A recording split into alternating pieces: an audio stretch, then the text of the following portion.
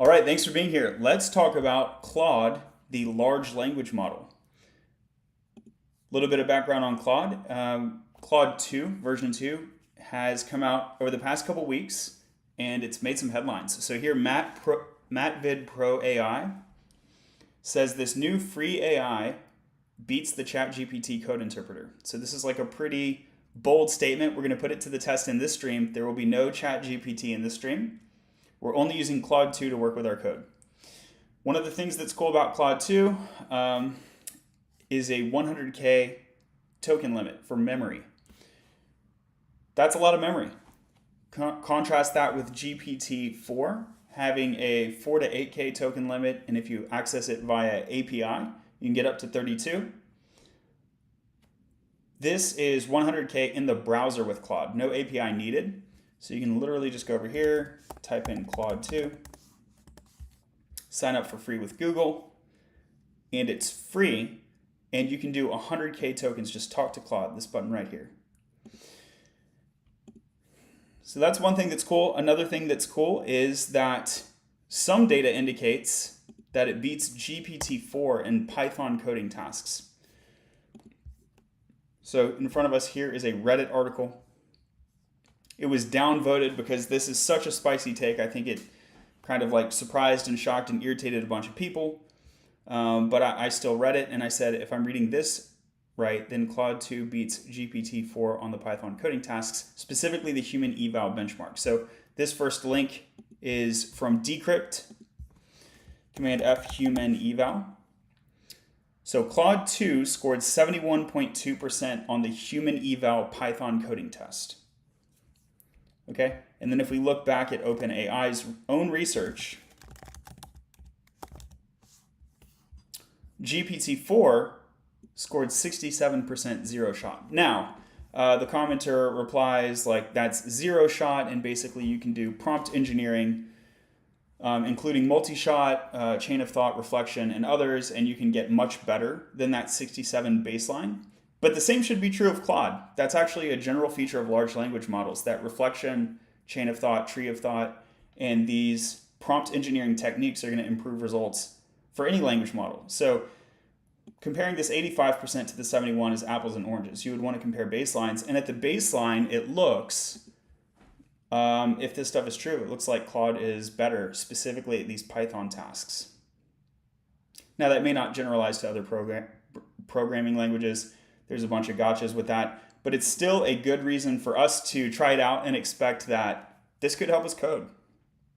And it's free. GPT-4 is not free, right? Big difference.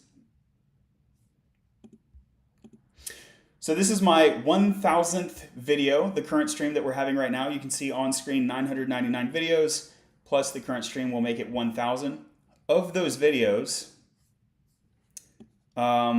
about 626 are shorts. And so what I'd like to do with Claude is take these shorts, transcribe them, and see if I can put that into Claude's memory and have a chatbot. So I'm working on latterly.io. You can go there right now. And sign up. And this website helps you learn to code and land a programming role or a promotion, etc. One of the things I'd like to add to this website, it doesn't have it right now, is a chatbot. So people ask me questions all the time, but I need to sleep. And I often have to look up things that I've taught It might be something that, like a video that I made like 6, 12, 18 months ago. And I have to go look it up to even remember the details of what it said. So if Claude can do that instantaneously, first of all, it would help end users, but then it would also even help me. Thanks for the likes. Thanks for being here. Full screen is on YouTube, by the way. Cool. So before we dive in, the last thing I'll mention is this is part of a YouTube series. So latterly.io is open source. Here's the GitHub. And the current video is, I don't know, it's in a stream. I think it's like part 10 or 20. Where I'm building this open source website. And so subscribe to the YouTube channel and you can see the whole stream of building this website. Okay. With that, let's get started. So I'm going to close some of these things that I no longer need. We're going to leave open Claude. We're going to leave open the Shorts tab. The first thing I'm going to ask Claude is, given a YouTube playlist URL, let's do a role task. Role, we are both expert programmers. Task, given a YouTube playlist URL, write a script that outputs a plain text file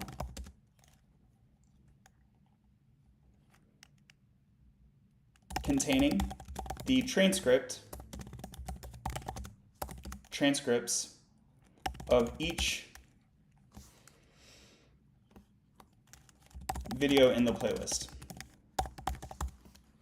Let's actually make it, let's do a plain execute. So context. So we'll do a goal. We'll do context and goal. Context, I have a Next.js repository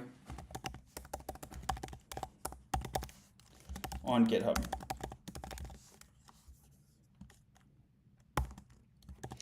I'll even give it the URL. I don't think it has the ability to browse, but who knows?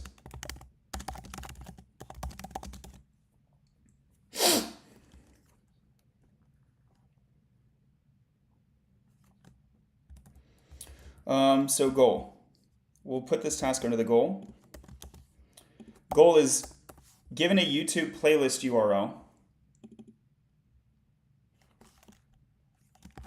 I would like you to write a script that outputs a plain text file containing the concatenated transcripts of each video in the playlist.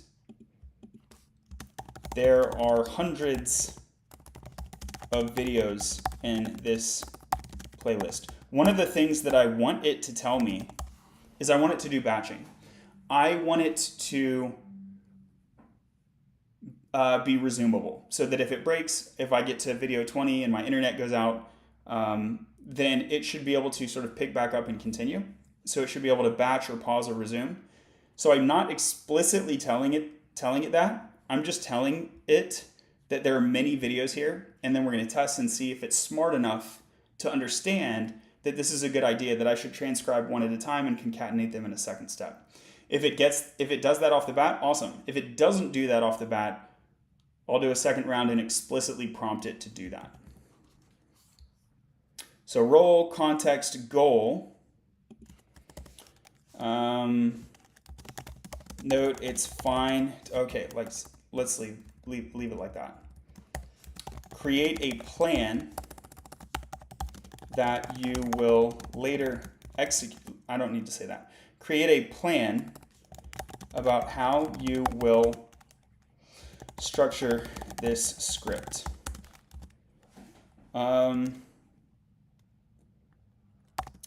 Include a justification for any special libraries or techniques you choose to use. Let's leave it like that. Armazir says, use ChatGPT. Nope, this is about Claude 2 today. No ChatGPT in this stream.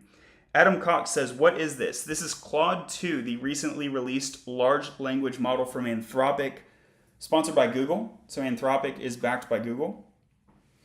And there are some data that indicate that it is a better programmer, specifically on Python tasks, compared to GPT-4. So we're putting that to the test.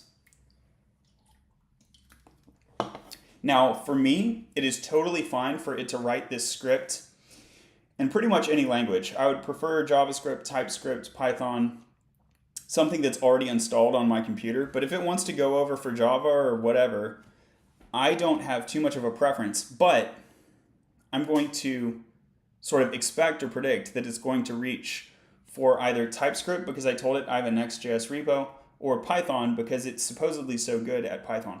I will be interested and surprised if it chooses a different language, like if it chooses a Golang or something. Because to my knowledge, Claude has not been benchmarked on other languages. So that could be a first here. So let's check out what happens.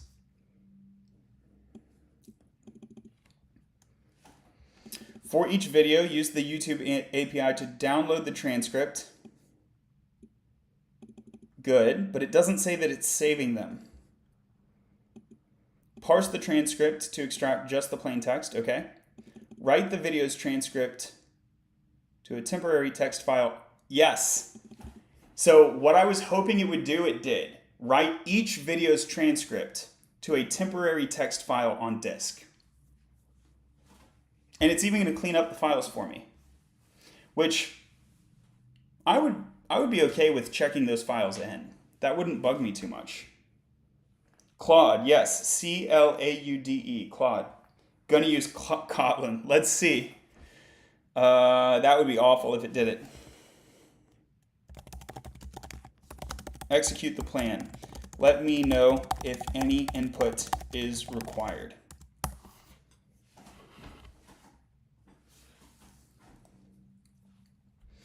Unfortunately, I don't have the capability to execute this plan since I'm an AI assistant. However, I can provide pseudocode for how the implementation would look. Homie, this is not pseudocode. This is a real library right here, YouTube Transcript API. This is a real library.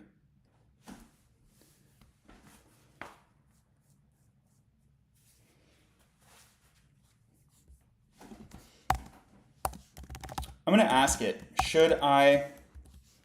is there a reason not to check the transcript files into Git? Do we need clean them up? I'm kind of wishy-washy on that, honestly. Poppy Sensei, I've also been thinking about Copilot. I highly recommend GitHub Copilot, definitely. Few reasons not to do it. Transcript could contain sensitive information. In this case, I happen to know that that is not true. Transcripts could be very large and bloat the repo size. That's fair. GitHub has a really big limit, but that's fair. Okay, so it's giving you sort of the pros and cons. In summary, there are reasonable arguments on both sides.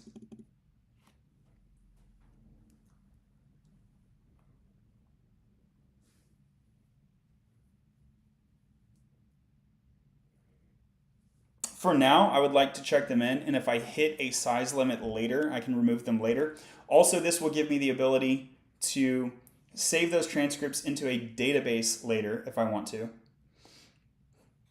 so that I don't need to transcribe them many times. Let's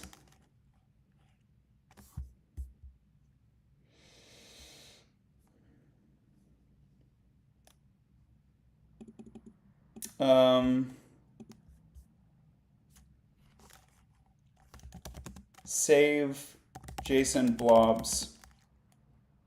Let's keep the JSON transcript responses for now and check them into Git.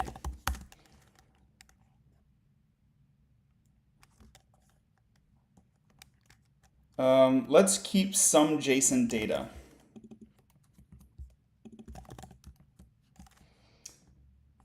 I can delete them later if the repo size gets too large.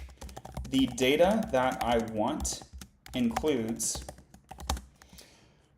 the video URL, the playlist URL, the transcript text,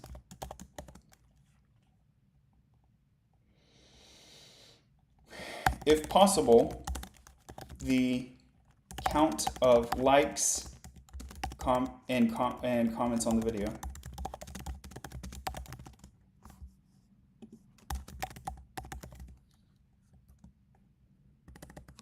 Is there, if possible, the video length. If possible, the video title and description. Are there any other video elements that I would want to save for performance analysis? Are these attributes available in the described library stack?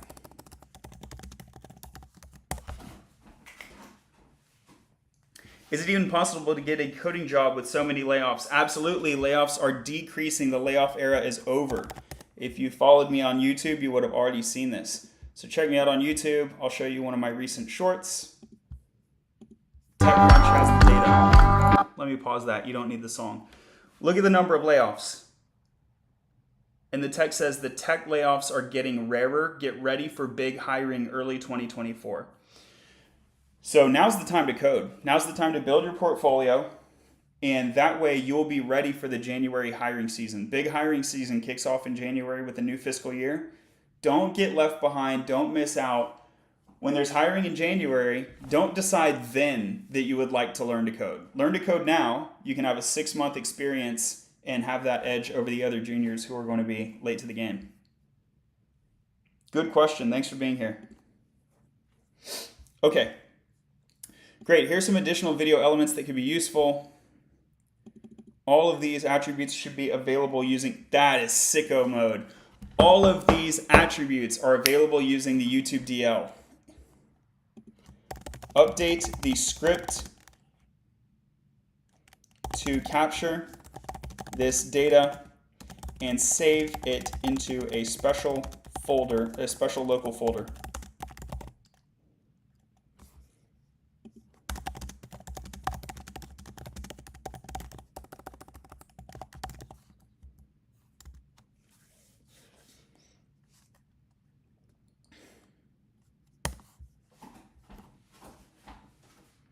Where do you start? I recommend the Coursera front end with Meta. It's not free, but it's extremely well priced. So this is what I recommend. You can also, here's also my website. Check this out, Latterly. This one you can sign up for free. And I really encourage you, I'm glad you brought this up. Let me shout this out. $1 a month, y'all. $1 a month will get you some cool stuff. So check this out. And I can also give you personalized advice if you book a call with me, because a lot of things are going to vary depending on your personal background. Do you have a college degree? Yes or no? Do you have industry experience, whether it's tech or a different industry? Building your transition plan into tech is a really interesting problem, and it depends on what your background is, right? A college degree is a good idea. It's going to cost you some money. It's going to take several years, but it's a well-known, tried and true investment. Coding Bootcamp is another option. As much as I like the Coursera front-end certificate, the truth of the matter is, if you just do this and you do nothing else, their data indicates a 25% job placement rate. That's not very good. That's not very good. So this is just what you asked, a starting point. This is not the whole thing. But I would recommend you start here. And then if you have $0, and if you don't want to check out Latterly, a couple of free options. One is free Code Camp. A lot of people like it because it's free, but honestly, the curriculum is not the best. So you can check out free Code Camp. People talk about the Odin project. The curriculum is a little better. Make sure that you do the TypeScript full stack, not the Ruby. The curriculum is a little better, but this is not going to get you hired. It's just not. But it's a little bit better than free Code Camp, and it's free. Thoughts on Springboard Bootcamp? It's one of my 2 favorites in the United States, and it's in my top 5 globally. So I think the Springboard Bootcamp is phenomenal, and I highly recommend it. And I wish they would pay me to be their to be like a social media person or give me a referral link or something, because I would be able to make some money that way. But no, I advocate them for free because they're awesome. What if you've been in the industry for 30 years? I don't understand the question. So, if you've been in the industry for 30 years, it's really easy for you to get a new job. If you've been in the tech industry, are you saying you've been in the tech industry but not as a programmer, like you were doing something else? It's gonna depend on what your job family was. Like if you've been a product manager or a scrum master or like IT support or sales, any of those you could easily transfer over into programming, but it's going to be a slightly different sort of talking points and maybe slightly different milieu of skill supplementation, depending on which of those job families. Adam says, I've been coding for 30 years. Yeah, you can get a job. Okay, so it's just a joke then. Cool. Glad to see you here, Adam. Here, let me give you a follow. All right, cool. So let's get back to this code. Quick reminder, you can go over to YouTube, link is in my bio, and see the full screen.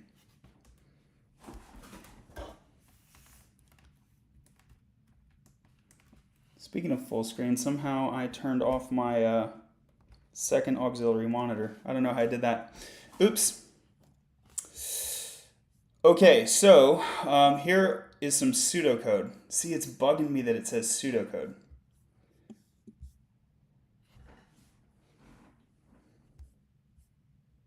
All right, anyway, let's copy it. So we're going to go over here. Now we're in VS Code. Here's the Latterly repo. Let me close some of this stuff. This is my dev server. I'm going to pull branch just to check what branch I'm on. I'm on main. Great. I'm going to pull. Okay, so it looks like now I have the latest code, I guess. Let me double check and make sure there's no open pull requests.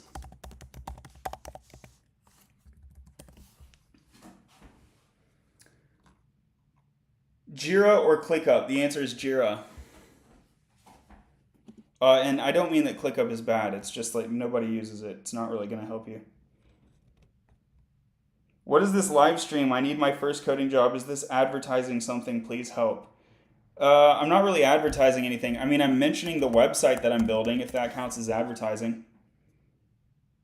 Yeah, hey, check my bio. There's a Discord, and you can come chat with us, and we can probably give you better help. Because I can totally help you land a coding job, but that's not like the focus of today's stream, though. By the way, if you have a question and I don't get to your question during the stream, leave a comment on one of my videos, and I'll get to it after the stream. Thank you. Time to try this out. Yeah, hey, it's a really good time to get into it. It's a really good time to get into it. Okay, so I was making sure that there's no open pull requests. We confirmed that is the case. There's no open pull requests. So we already pulled main. So now we have the latest code in front of us. I'm going to branch, and I'll just call this transcribe shorts.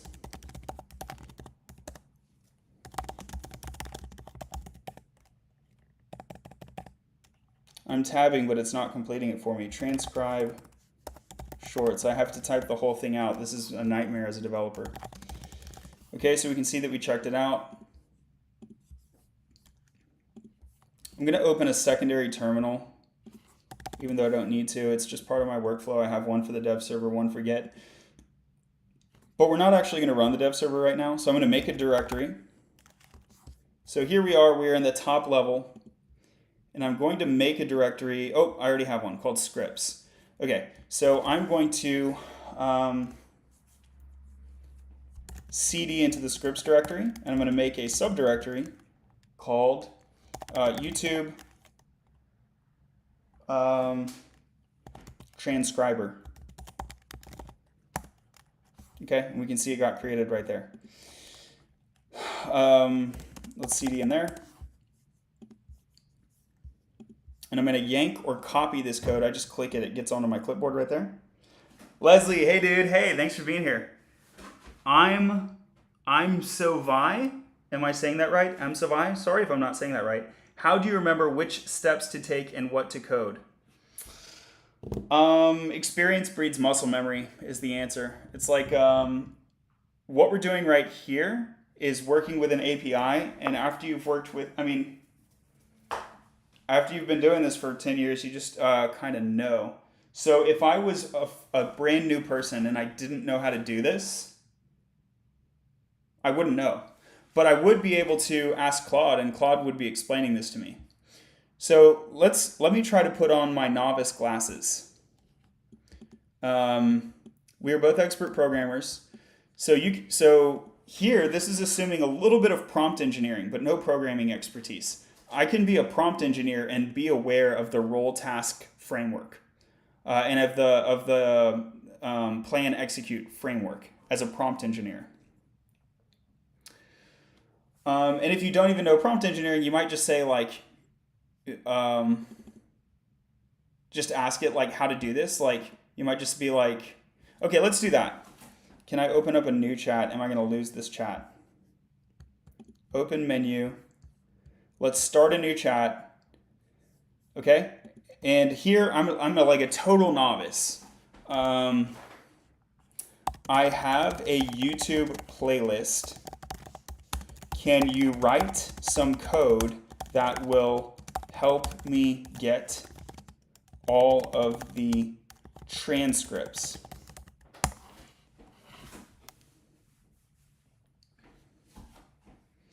And so like you don't need to know. So who asked like, what if you didn't know how to do this? You can just ask Claude. You can just ask an LLM. And this is basically substituting for what we used to do, which is like Google searching. We would be Google searching the same thing, and you just have to read like 10 articles or maybe read a book and talk to some people, take an online course.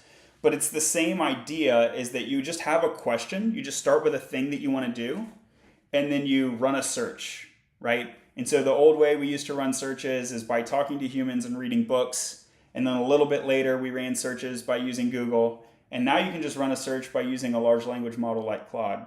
But it's the same kind of high level process. You don't need to know the specific steps. You just need to start with a thing that you want to do. And this is one of the reasons that the CS program bugs me, by the way. The way that we teach CS in college is we don't start with concrete tasks. We focus on abstractions. And I think that's so backwards. You want to start with concrete tasks, and after you have many concrete tasks that you've done, you can ask, how are these similar? And you can create an abstraction across them. But starting with the abstraction is sort of ridiculous. It's like explaining tools to you, and you have no idea, like, why do I care about this tool? And you get into a tech problem that's very common where you have a tool in search of a problem. And that's an awful place to be. So it's a really bad approach to like learning about programming, in my opinion. Adam says, helps to know system design principles. I agree. Yeah, you got to pick them up over time, or you got to search for them explicitly. But yeah, once you learn them, that's the thing, is like once you've been coding for a while and you know the abstractions, it's actually difficult to put yourself back into the novice shoes. But I think we need to do that as people who are, at least if you're someone who's interested in teaching. Not all programmers need to be teachers, right? In fact, I think probably most programmers don't want to be teachers. But if you're going to teach someone who's a genuine novice, you got to know where to start. And you don't start with abstractions, and you don't start with system design principles. You start with concrete things, and then you abstract later. But I do agree that once you get to that later abstraction, it's hugely valuable. Okay, so here we are back here. Be a user. Nailed it. Adam nailed it. That's right. Yeah, as a senior, probably the closest thing that we have to that is putting ourselves in the shoes of an end user. That's exactly right. I'm Survey says, I'm having trouble staying awake in Python courses. I'm sorry, dude. I, oh, let me give you a comment about that. I do have an answer about that. Um, Python often focuses on abstract and backend services, which are hard to visualize. They don't engage the senses: smell, taste, touch, sight, sound. They don't usually, but you can create a project which does. So you can use generative art, including music and visuals, and you can also do visual data analysis and sound engineering or audio engineering with Python code. And so if you're the type of person who is just getting utterly bored by the sort of programming that you're doing, one of the bits of information one of the things that I suggest is try to engage more of your physical senses, such as sight and sound. You can also get into IoT and like code like a Roomba, like a vacuum on your floor, and like have it dance. So you can get into like physical space too. But that's like more complicated because then you need a Roomba and stuff, right? But you can make like a little audio project on your computer. And this is also a reason that front-end programming is so different. You might hate Python, you might hate back-end engineering, and you might love front-end engineering because there are real differences. On the front end, you see we have this web page, and it has colors, and it has basically the colors, right? There's an artistic element here that is more engaging. And I also think the mental model is easier. If you don't have a technical background, if you're like, you've been in the food service industry and you're like, man, how do I get into programming? You still know what a website is. You still know what google.com looks like. And so, yeah, that would be one of my suggestions. If you're bored to death of Python, try to do something visual, audio, or front end. Or even IoT, Internet of Things, like a physical robot. Odoo better than Django. I hate that word better. I would say no, and the reason I would say no is because I want you to learn skills that are going to land you a job, and Django is going to land you a job. Even though I think Django is like technically mid, it's like mediocre, but it will land you a job. But also, why are you learning Django? You should be learning React, not Python. Oh, there's my real hot take. Okay. Yeah, so Next.js over Django, React over Python. Unless you want to be a data analyst, then go learn Python. But also, if you're a data analyst, you shouldn't be learning Django. You should be learning like NumPy. React or Vue or Angular. Yep, those are the big three. Those are the big three, and I would start with React, but it's a really good idea after you learn React. It's a great idea to learn one of the others, and then you can compare and contrast, which makes you look really awesome, basically. I don't use Django, I use Tornado. Why?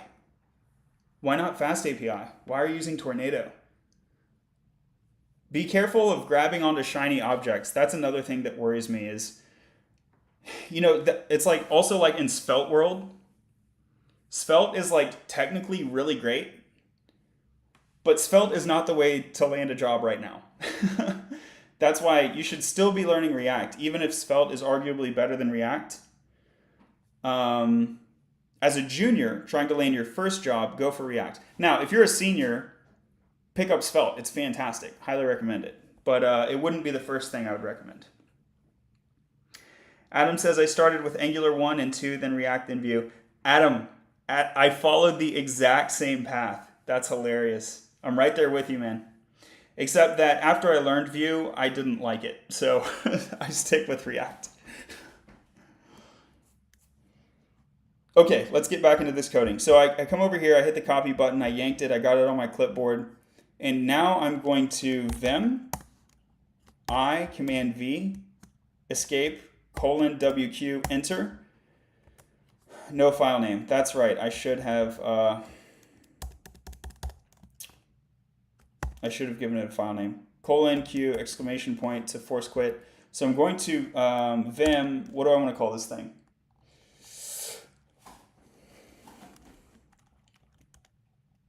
call it main, main.py, vim main.py. So I, command V, escape, :WQ. WQ means write and quit. So this is like save and close basically. Enter. And now you can see I have it over here. I alternatively could have right clicked and said new file and named it main.py there. What should I do if I'm a graduate that's planning on attending college? So by graduate, you mean a high school graduate then? I mean, you should study. Like, I don't know.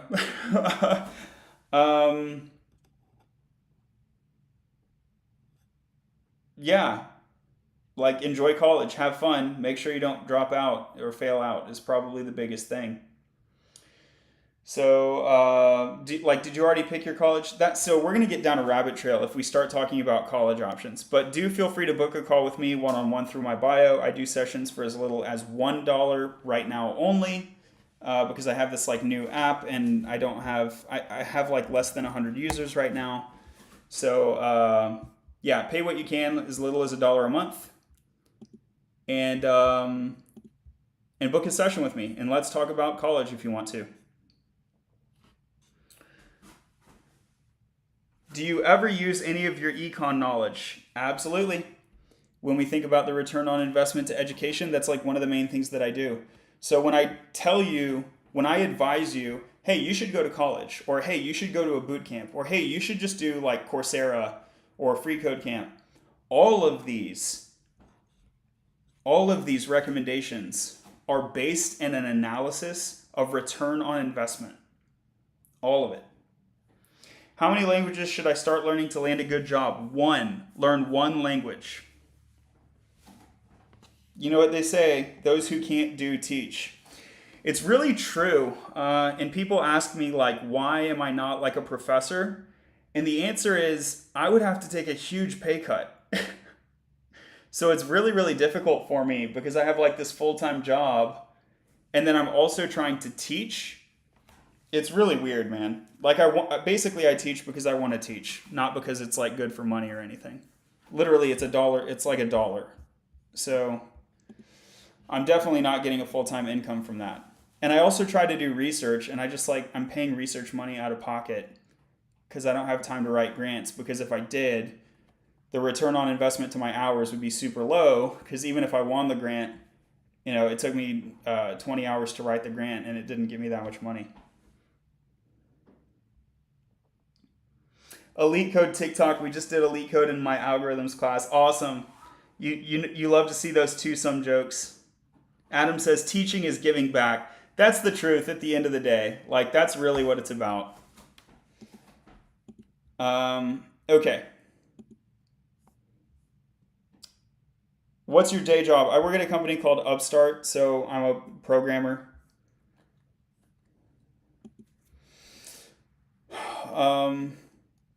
Cool, so what are we doing over here? We pasted this thing. Oh, and there's some bugs in this. What is this? YouTube DL is wrong. Whoa.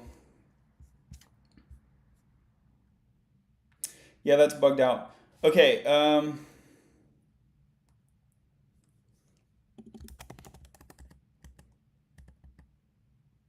is it wanting me to replace part of this or the whole thing? So the second script is not the whole script. So I'm going to ask it to write the whole thing. I notice you only wrote a subsection of the script that time. For example, you do not import any libraries. Please write the full script.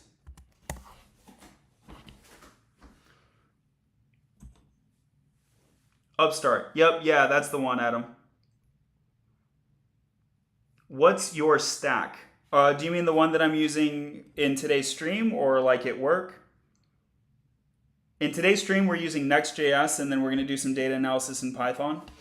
At work, I have a bunch of different stacks. We have a bunch of different applications. So Rails, Kotlin, Fast API, Django, I think we're probably still using Flask. Yeah, we're still using Flask in a couple places. So lots of different stacks, but a lot of Rails and Python basically.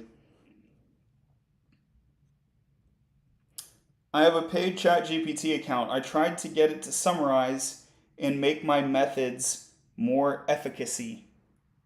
How did it work for you? I have a paid ChatGPT account too, and it works pretty good for me. But today we're talking about Claude. One of the commenters asks thoughts on Claude 2. So far, so good. What bugs me about Claude? It talks about pseudocode when it's actual code. That kind of bugs me.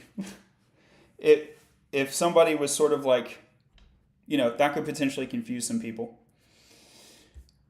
It did this weird thing earlier where it just put an object in the middle of Nowheresville. Let's see if I can find that. Yeah, like bro, like what is this, bro? So that's weird. Um, but that's trying hard to complain. Honestly, the truth is that it's doing really well. It also has a penchant for um, discussion over coding. Like I'll ask it this question. I guess that wouldn't have altered the code, would it? So we don't really know that.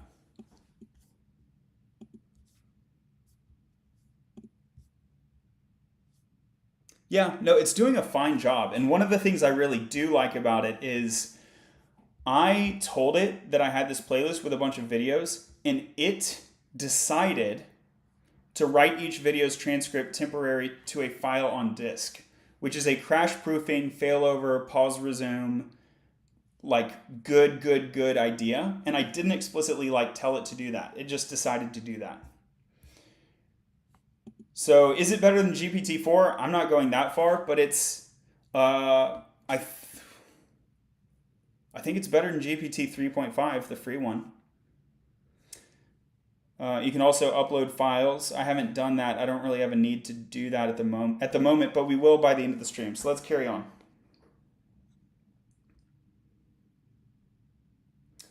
I found a unblocked AI. It taught me how to make a nuke. Wow. Yikes. Please don't. Okay, so we save this file. You have black formatter. Would you like to use the default? Would you like to use that as the default? Sure, why not? So let's see if black is working.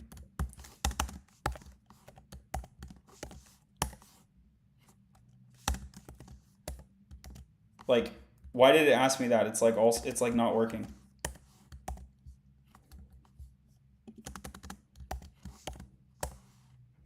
Yo.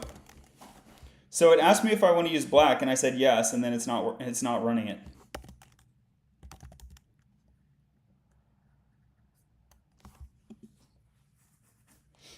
Whatever. Let me go to my user settings.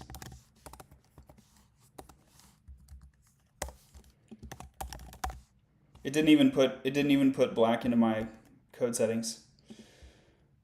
Oh, Bombersville black. Oh, reload required. Okay, let's do a reload.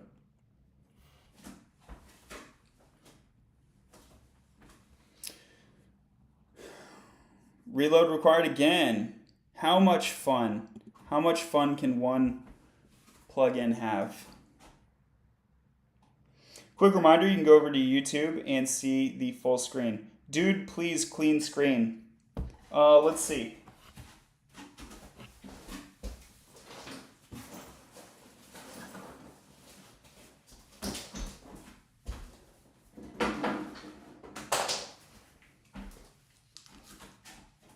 Let's see if this will help it at all.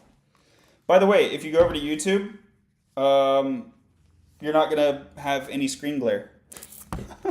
In case you can't tell, I'm trying to grow my YouTube audience. So maybe I should just mess the screen up some more, eh? Maybe I should make it even harder for you to see it there on TikTok. No, I love my TikTok audience too. Is that any better? I don't think that's really any better. Maybe I need some better cleaner. All right, I tried for you. Smash like because I tried for you. Oh, that's better? Okay, great. I really enjoy your lives. Reload, reload, reload. That's how it is, man. I mean, if you watch, what is it, Swordfish, and people are like hacking away, that's not real programming, dude. Like, upgrading versions, like, literally, we spent a lot of time just upgrading versions. Okay. Are you kidding me? Well, it's not black this time, so we're gonna let it go. And the formatter still didn't work. Command Shift P, settings. We have user settings, which we already looked at, didn't include black. Let's go over to workspace settings this time. Command F, BLACK. There we go. Python, here it is. So it is using the black formatter, but like, I don't know. It's like not, it's like not doing the thing. Let's restart the black server. What else should I do?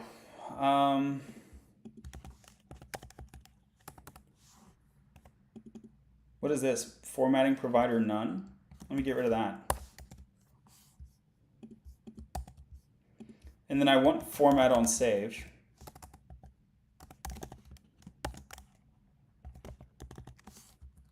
So there's these two different settings. Format on type, no. Format on save, homie. There's two settings files. Your workspace settings and your user settings, which are like, you can have multiple workspaces basically. So I'm making sure that they say the same thing as what I just did.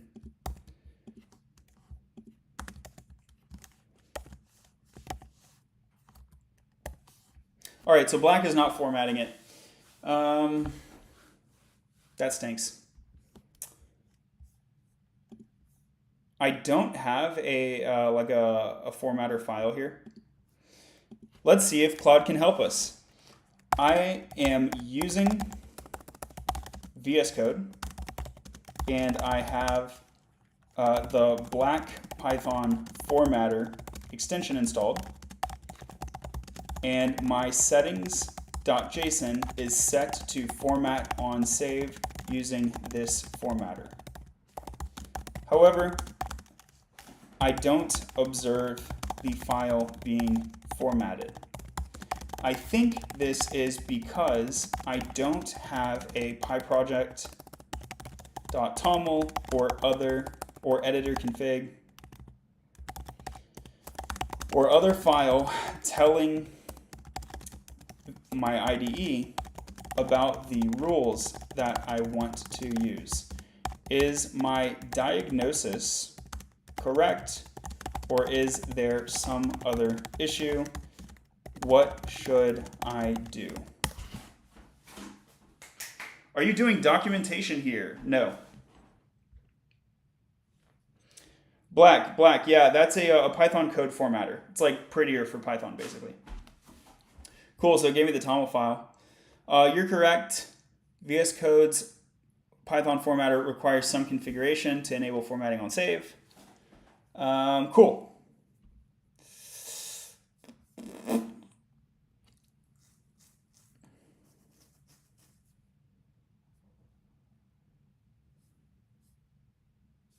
Wow, it gave me both. It wants me to use both? All right. So I have an editor. I actually do have an editor config. So I lied. My bad. I didn't mean to lie. Indent size, indent style. We're already good here. Okay. But I don't have this one. So let's grab this.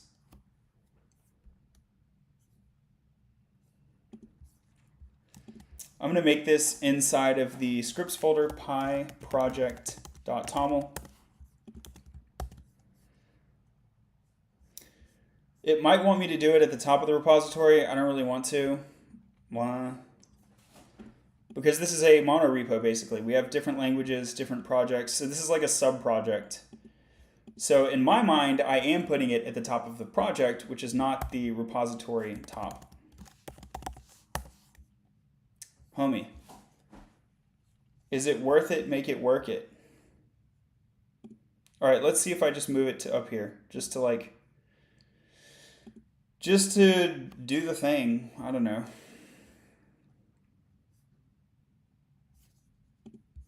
And we can even reload another time. My fave syntax is C#. Ew, I could never. Haskell has my favorite syntax. I don't think I've ever built a service in Haskell. Are you creating an extension for VS Code? Nope. Thank God Microsoft made TypeScript. Preach. Preach on it, though. Okay, does prettier... the issue is still occurring. Does prettier support Python?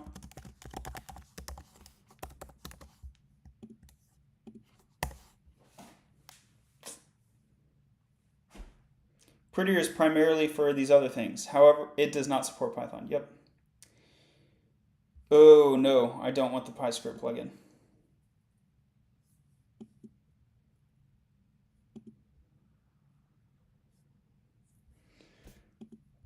What is your knowledge cutoff?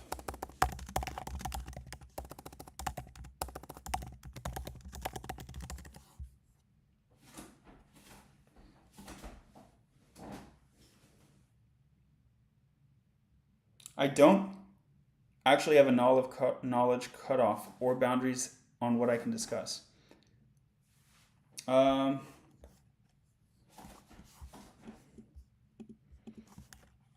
What is the cutoff date for your training data?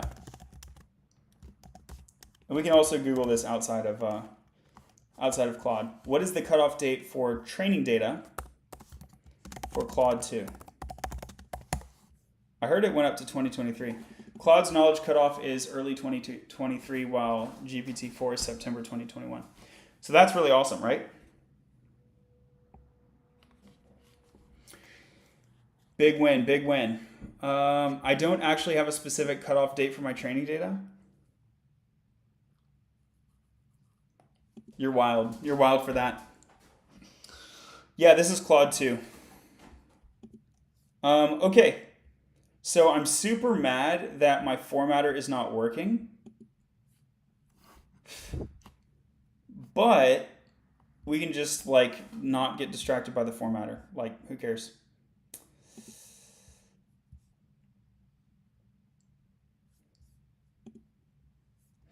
Oh, the other thing I should do is like install Black, right? So let's move the Pi project toml back into the sub project.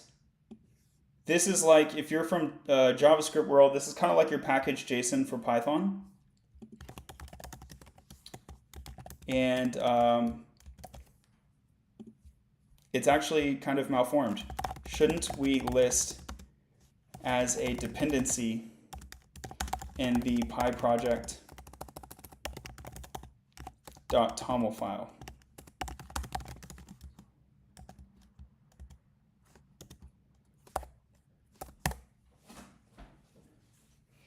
Do you like Claude more than ChatGPT? I like it more than the free one. Prettier and ESLint is a must for team dev. Agree. We love Prettier. I wish Prettier supported Python. I kind of don't. They're smart to not support Python. I respect them. Yes, you're correct. We can add poetry here. Cool. Look, it goofed up the formatting. That's weird. Okay. So this is presuming a poetry application, and I am chill with that, daddy-o, because I love me some poetry. Who doesn't like poetry? Uncultured swine. That was kind of rude, wasn't it? I was trying to make a joke about poems, but it just came out as, like, mean. So, sorry for that. Right. I want to poetry install. Invalid toml file. Unexpected end of file at line 23. We got line 23, column 0. Okay, let me do this. Pi project, it is poetry init. YouTube transcriber, yup. Whatever. Oh, hold on, let me undo that because I want it to be MIT. YouTube transcriber. I would also prefer if you email me, john@latterly.io.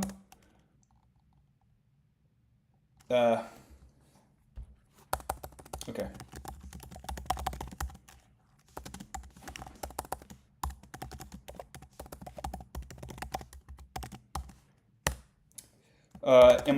MIT babes. Would you like to define your main dependencies interactively? No. No. Yes. Cool. So now let me drop that stuff up at the top. Actually, let me put it down below because this is sort of the metadata, like the name and stuff. So we got Python and black over here. Here's Python. Okay. There's the tool black. I think we do the double enter. I don't know. Whatever. That's fine. Yeah, look, that line break there. Yo, Claude messed that up, didn't it? Claude messed it up. Claude put a line break here that shouldn't be here, and then it didn't do the triple tick, 3 single quotes to close the multi-line comment. Bad Claude. No. Claude with the janky syntax. Okay, so what we're seeing is that Claude is like screwing up, is what we're seeing. It's screwing up syntax. It's not screwing up logically. It's just screwing up syntax. And it's done that on reflection, it's done that fairly consistently because it put the random object in Nowheresville earlier, if you recall. Is Claude formatting for visual acuity instead of operation? I don't know. How would you test that? It's an interesting hypothesis. Okay, so now let's try to poetry install. Cool. I mean, it kind of worked. So can I go over here and format this now? In my Vim bin, I know I got black in here. I know. Here's lib. It's right there. So, homie, like, why is the formatter not working? All right, so let me just format it manually at this point because it's really bugging me. VS Code is doing me dirty for real. VS Code is doing me dirty for real. I don't even want to use the black extension at this point. I want to use invoke.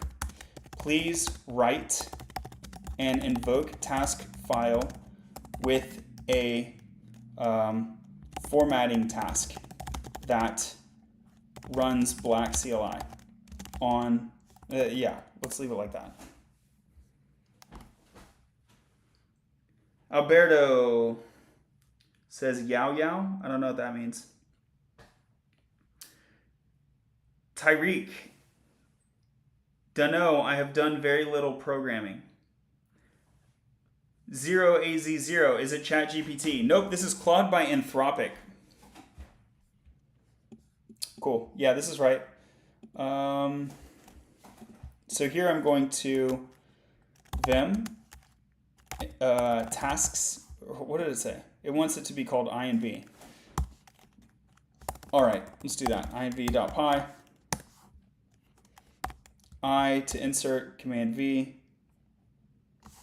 I'm going to go up to the top, escape, double D to drop those lines, escape again, colon WQ. So now we got this INV file. Now I need to add a README that tells you to use the INV file. Wow. Programming is lame. You know what? I changed my mind. None of y'all should learn to code. YouTube transcriber. But you will make like a lot of money, so maybe you should do it even though it's not fun sometimes. Don't forget inv.py has your invoke tasks.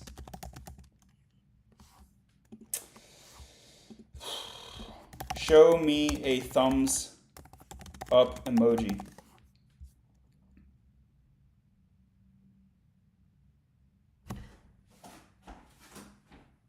Yeah, buddy. Claude has emojis. Cool. Whoa, not what I meant to do. Bam.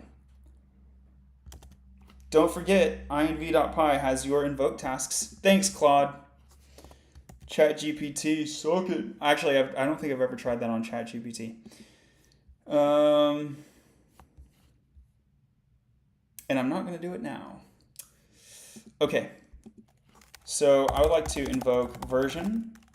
I don't have it. Okay. Poetry install. Or is it add? Poetry add invoke. Cool.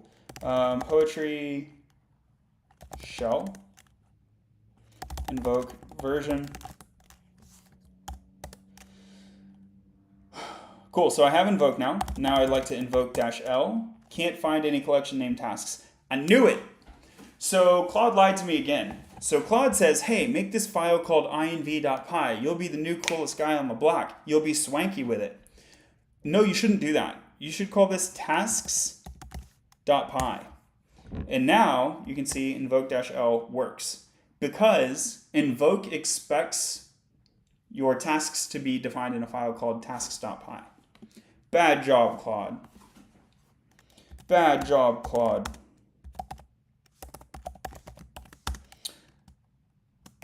Invoke expects my tasks to be defined in a file called tasks.py. Great job on the emoji.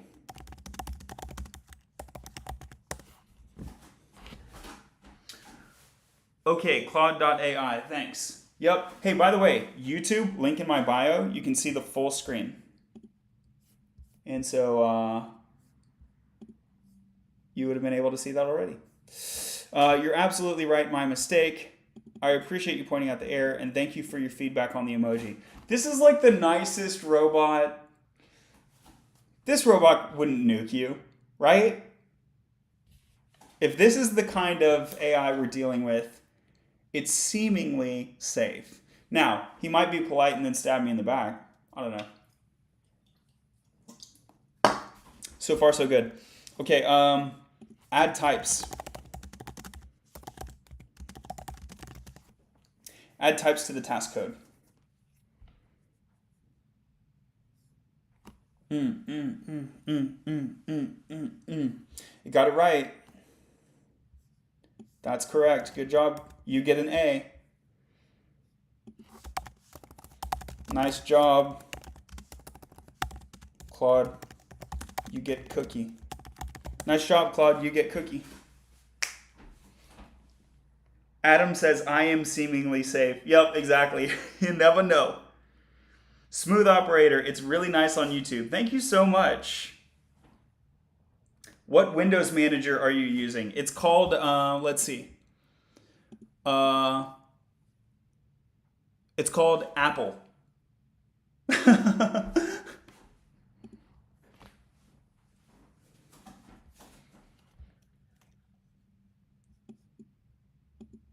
Look at this. Look at this.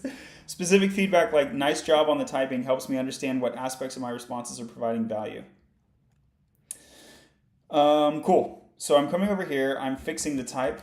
Command left, or sorry, that was right. I clicked right. Command shift left, Command V, Command Z, because I screwed that up. Double click format, Command shift right, Command V, Command S. And now I need to hover, quick fix, import context, and I just magically know that it's from invoke. And it's not giving me the option, so that's a huge bummer. Let me look back at Claude. Yep, okay, Claude told me. Command A, left, Command Shift right, Command V, Command S, backspace. That's the delete key, whatever, it does backspace. And I'm noticing that I'm unable to resolve, yeah. Okay, so let me I need to tell VS Code about my, about the Python that I'm using. So poetry exit, what is it? is it just deactivate? Yeah. Can I go in here, venv ben? So I'm going to Command Shift P, Python select interpreter, and we are going to pick the laterally user local bin Python 3. No. We're going to select. I'm going to type it manually here.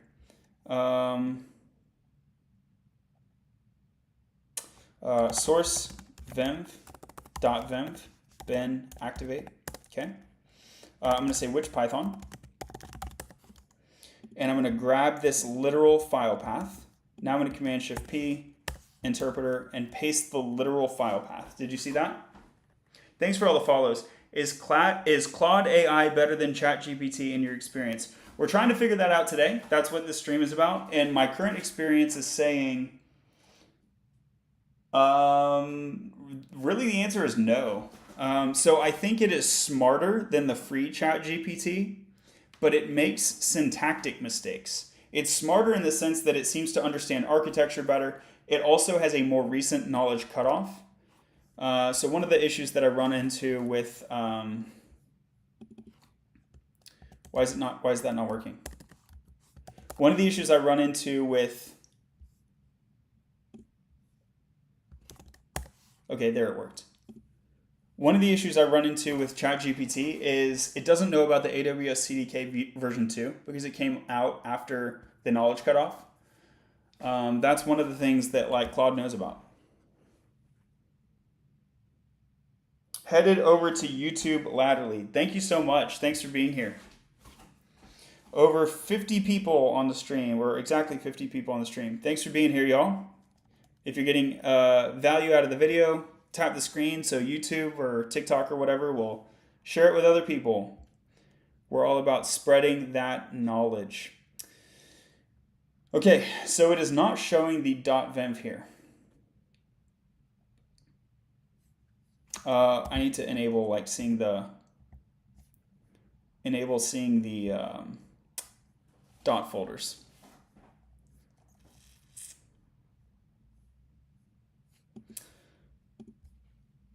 In Finder on Mac, how can I enable seeing dot folders? Adam is over on YouTube. Adam says, what up? Hey, good to see you on YouTube now. Open Finder, press this thing, show view options. Okay. View.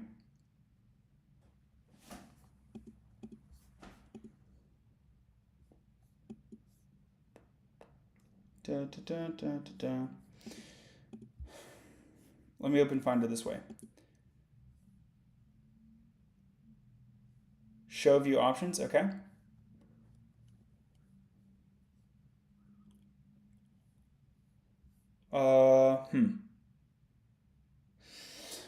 Then what do I do? Library folder, hidden files.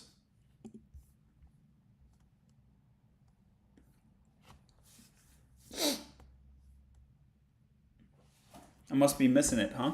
I don't see that.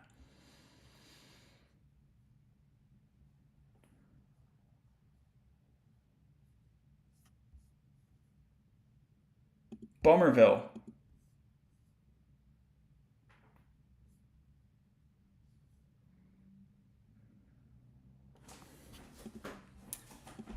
Let's do the Command Shift P.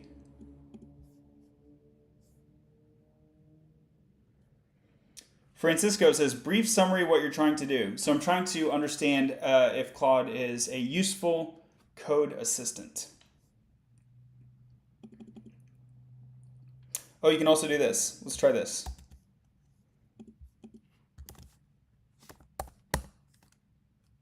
Okay, did that work? It didn't seem to help me here. Okay, so I'm going to do the poetry trick, which will eject the venv. I didn't think I would have to do this, but it seems like I have to. What is the poetry CLI command to make my Python executable available to VS Code. Pop quiz, Claude. Poetry info. Nope. There's a different. There is a different command. Let's see. That I'm thinking of.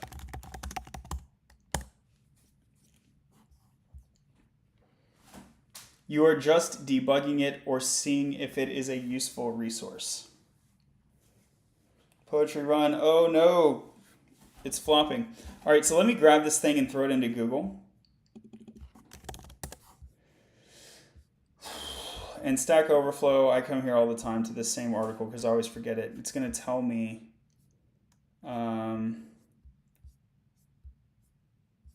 Nope, that's not the one.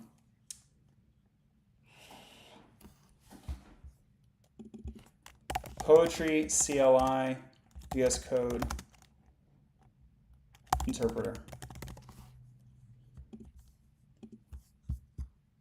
This is the one. I was thinking of this command.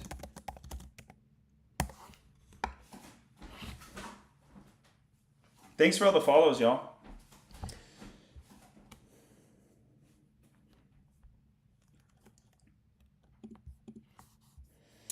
Okay, so here, now I'm going to deactivate,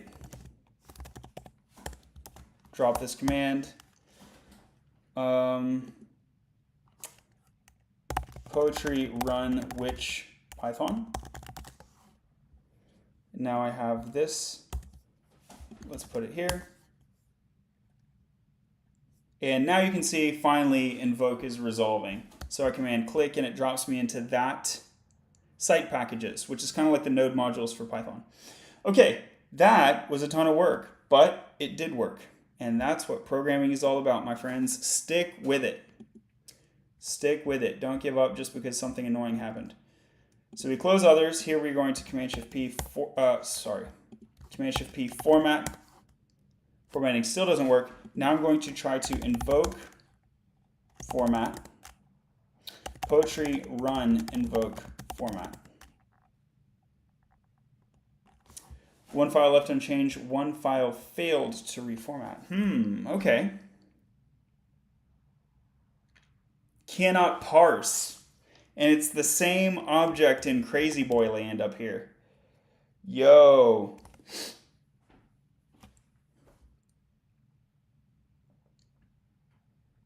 The Adam West, you're on the 60-inch now, John.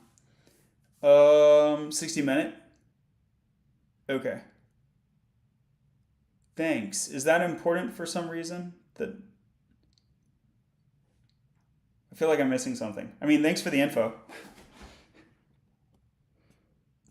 Okay, cool. So if I do this, 60-inch monitor. Oh, let's go. You rock, dude. So let me tell Claude about this. There is an object syntax error in this code. Can you find it?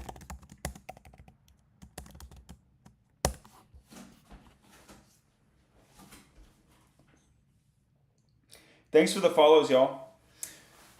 If you're on TikTok, quick reminder that you can go over to YouTube and see the full screen. The link is in my bio.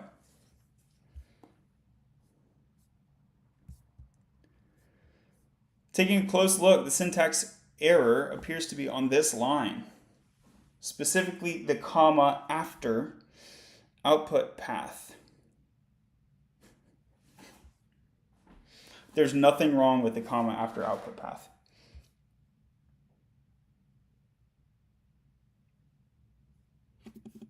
Whoa, are you seeing this? Okay, this is a red flag. Sorry. It's saying, hey, there's a problem with this code. To fix it, use this code. Bruh, it's the same code.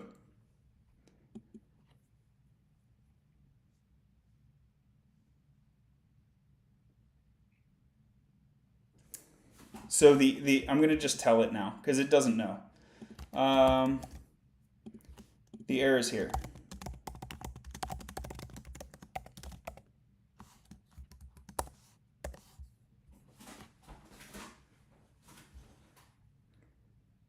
Hey man, planning to learn Python, any good courses you recommend? No.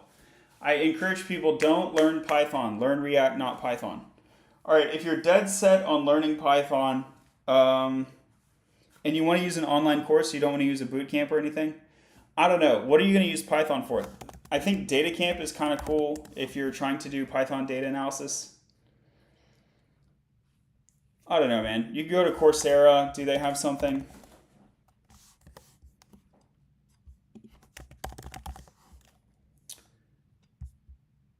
You want to learn it from IBM? Please don't. Don't learn things from IBM. This is not going to help you.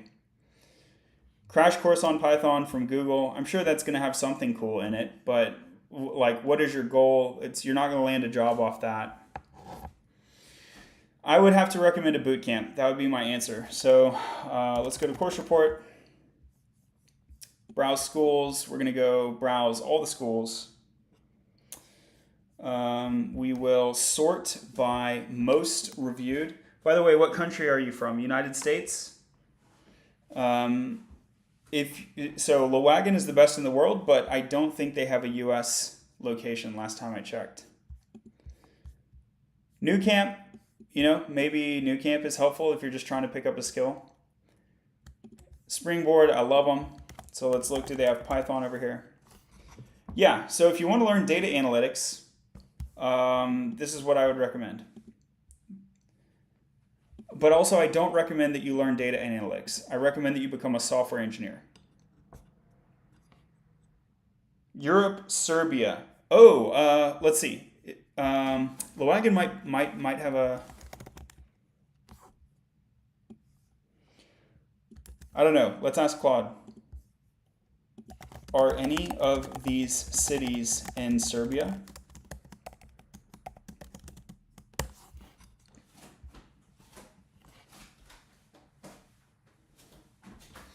Check out Lewagen. See if you can get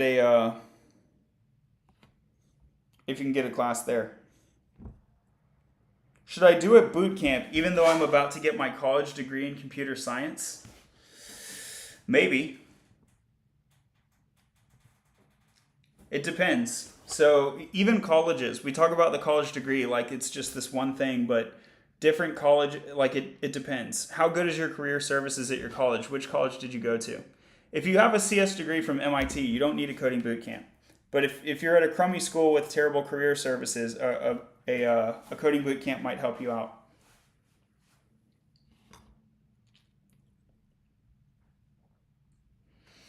Anything you recommend about back-end API dev? The first thing I would recommend is don't take a job that is called back-end API dev. That's like a weird title. So back-end developer or software engineer, but if it specifically says back-end API dev, I would be like, what are y'all doing looking for this title? It's actually kind of a red flag about the company because it kind of indicates that like they are looking for weird things and or they don't know what they're looking for. That's kind of my first thought. I don't know. What's my second thought? Like, it's cool. It's a great job. That's what I do in my day job. I don't think it's good for beginners, but as a mid-level or a senior, it's totally fine. Yeah, so what's the question? What do I think about it? I think it's fine. I don't know if you have any more of a specific question than that. John Bakabo says, what AI is that, bro? It's Claude. Claude 2? What AI was it earlier? We've been using the same one, Claude. Wafi says, which stack do you recommend to pick up as a software engineer? To start with, learn React. To start with, learn React. And then you should be learning Next.js. So in 2023, if you want to learn React, we do not use Create React App anymore. We use Create Next App. So here's the quick start. These docs, people are saying these docs are awesome, and they kind of are, but like setting up a new project, it's not under the quick start. So I think that's kind of awkward.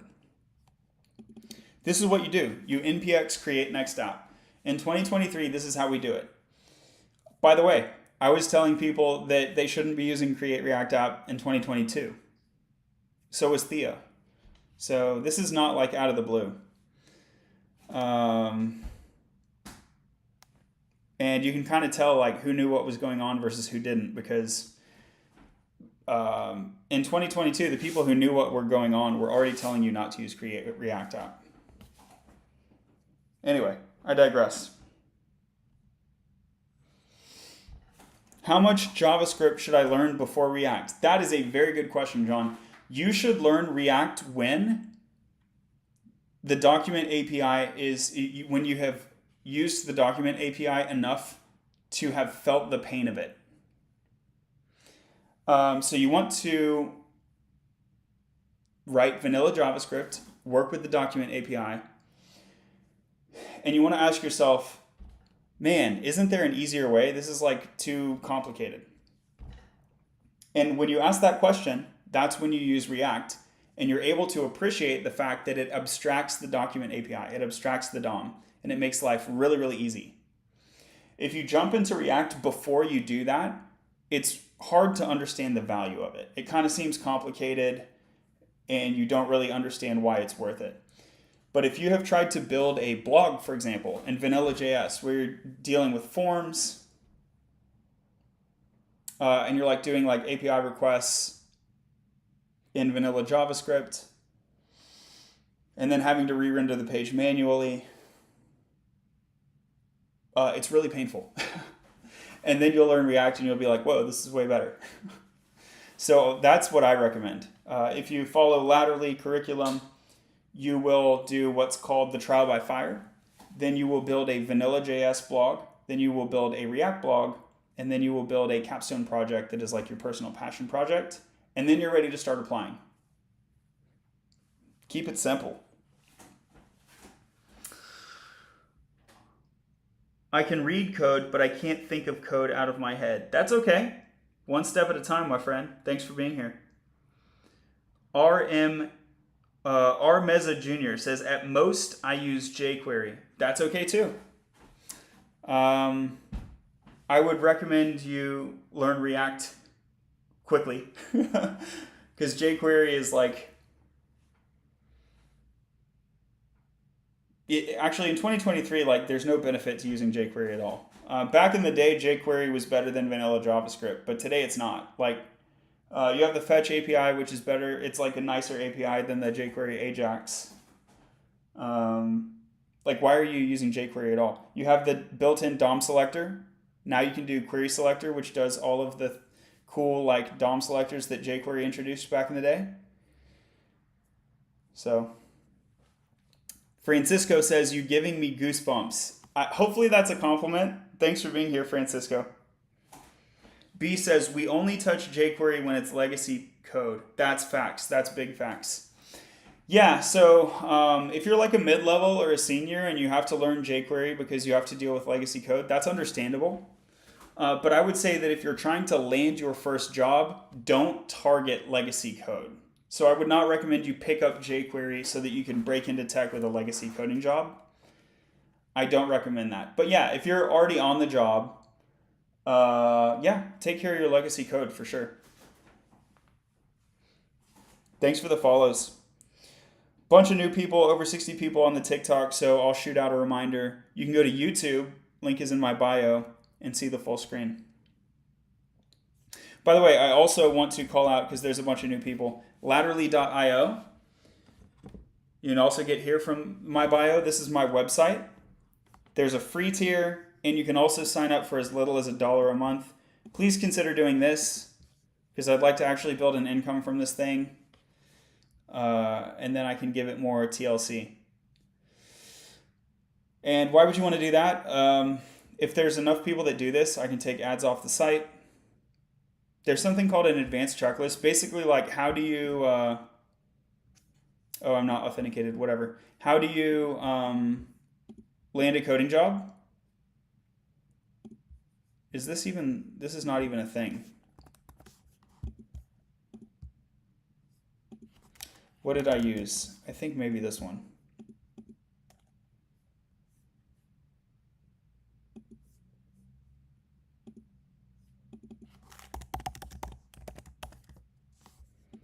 Bummer, my database is down.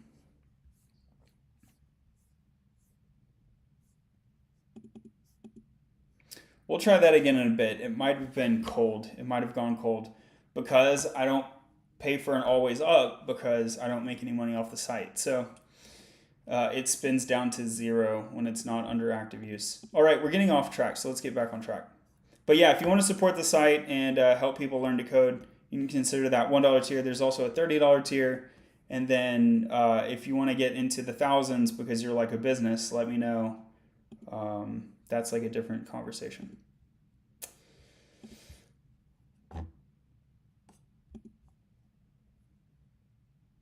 Adam says, I would pay a lot of money for a wisdom pill. Me too, Adam. Okay, so we told Claude about this code bug, and what did it do? It says, you're absolutely right, my mistake. The syntax error is over here. And what you should be doing is this.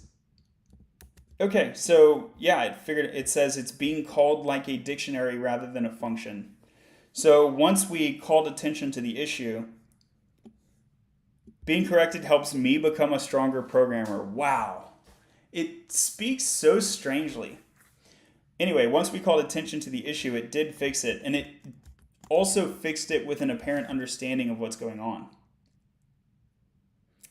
Legacy pays me danger pay. There you go. Yeah, COBOL too, right? I heard like some COBOL developers make bank, even though there's only like, what, 10 of them still alive? But they're dealing with like this deep legacy code. But don't do that as a junior. It's a trap because you're not going to be able to get that job. But if you are non-junior and you get that job, it's not for everybody. It's a trade-off, but you will certainly earn high money. You're also going to be locking yourself in, but for some people it's worth it. High job security. Okay, so now we're trying to invoke format again. We're going to poetry run invoke format. And then now it's pissed at this. I thought I changed this. What did I change? I changed it here. Okay, it was simply there in 2 places.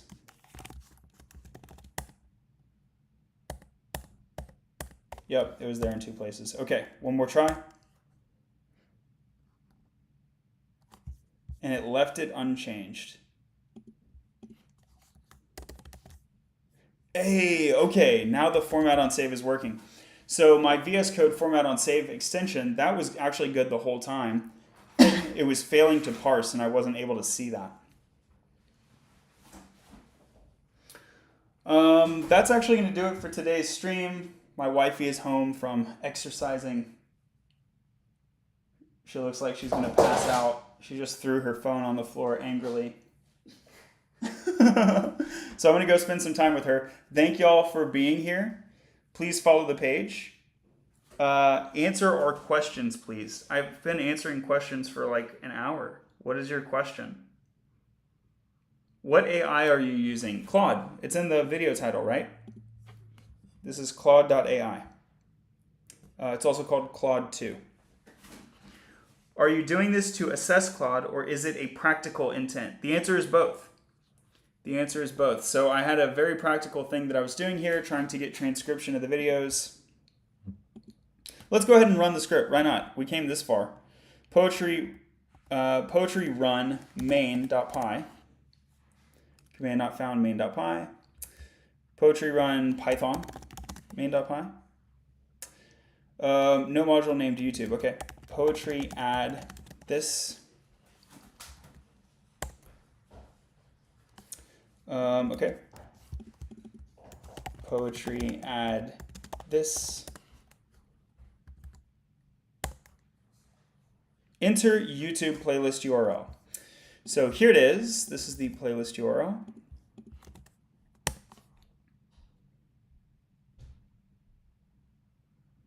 It was kind of going fast and then it crashed. What happened? Did I get limited?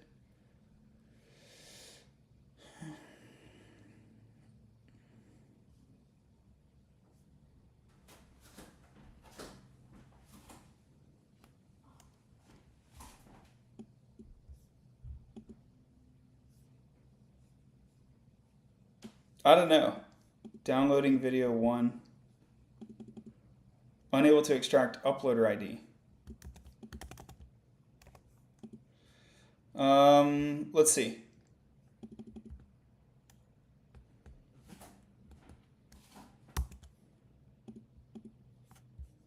Claude, do you know what's going on? I ran the script and got this issue.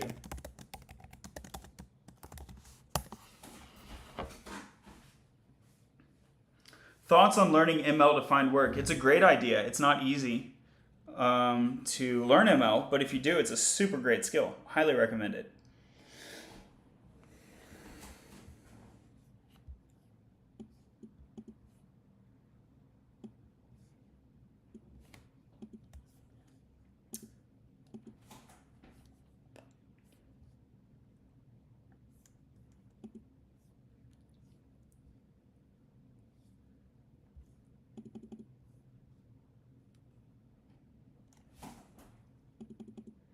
My guess is this is an intermittent issue hitting the YouTube API quotas or a bug extracting some specific video ID. Okay, YouTube DL.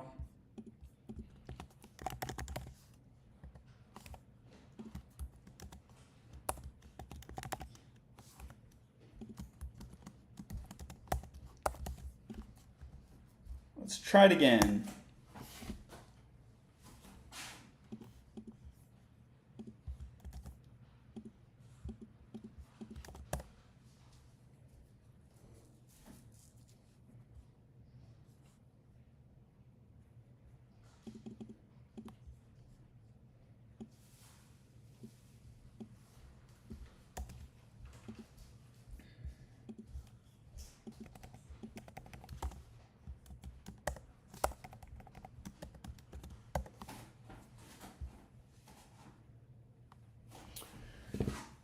I started an e-commerce app with Django. I've never used Django. How do you recommend learning it? The way I learned Django is I just read the docs, but it wasn't like super easy. I don't know. Udemy? Is there a high-rated Udemy course for Django?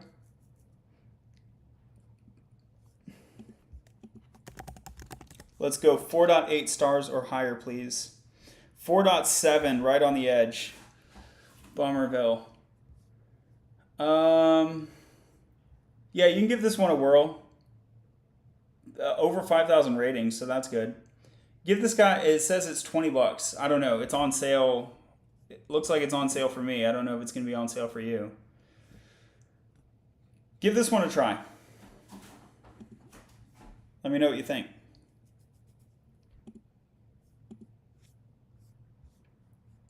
My general advice with Django, though, is avoid it.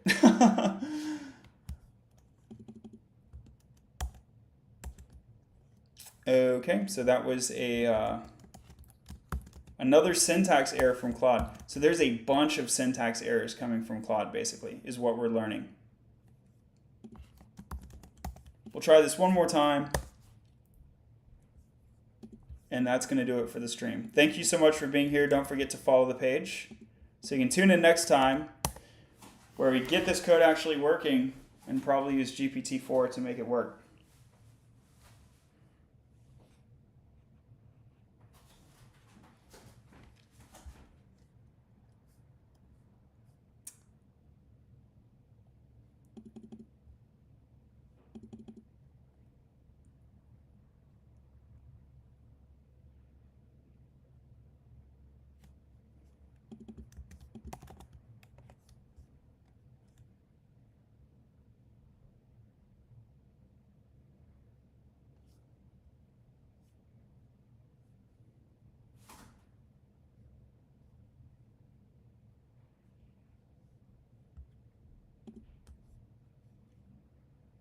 Args and quargs, man, that bugs me so much. What am I passing through? I don't know. Args and quargs. The args and the quargs error, bro. Don't you know what that is? Here's an any value URL.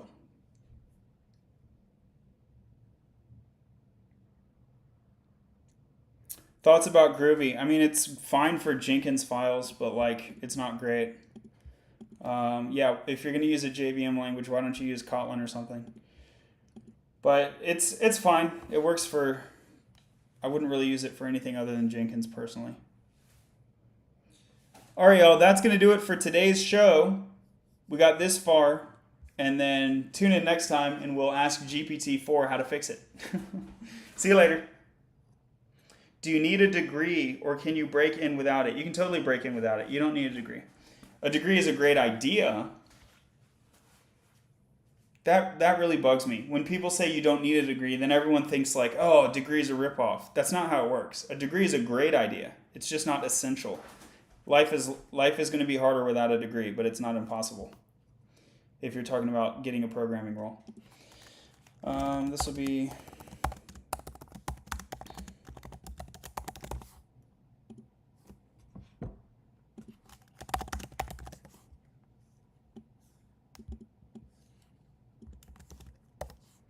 Adam says you need to be passionate. I highly recommend that, yes.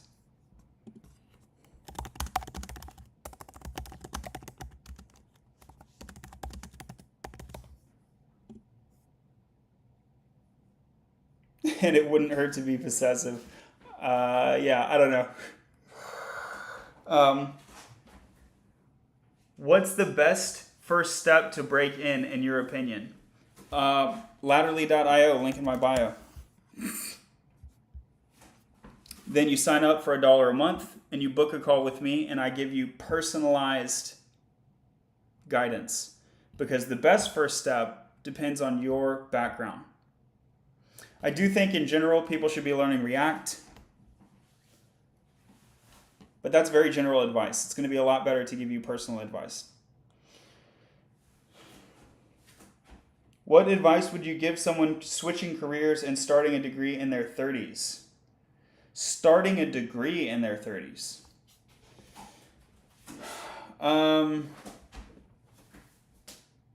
Kat, you should really book a call with me. Like, this stuff gets too complicated. So you're trying to do two things at once: switch a career and start a degree. Are you doing it at the same time? Are you doing one first and then the other? Let me just take the problems one by one. For a career switcher, I think a coding bootcamp is usually the way to go. Also, if you want to get a college degree, having your employer pay for it is a really good way to go. Are you currently employed? Are you going full-time or part-time on work and on school?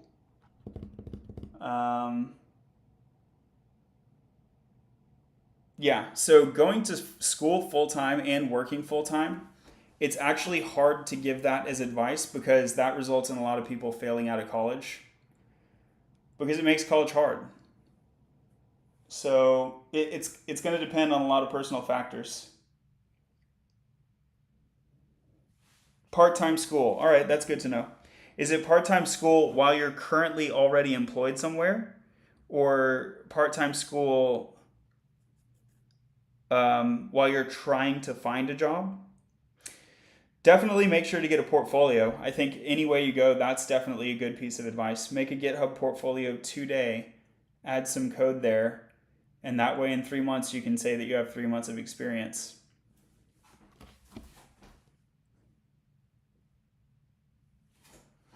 All right, y'all, I gotta go. So link in my bio. Would love to keep in touch. There's also a Discord there, and we can chat further. Talk to you later. Bye.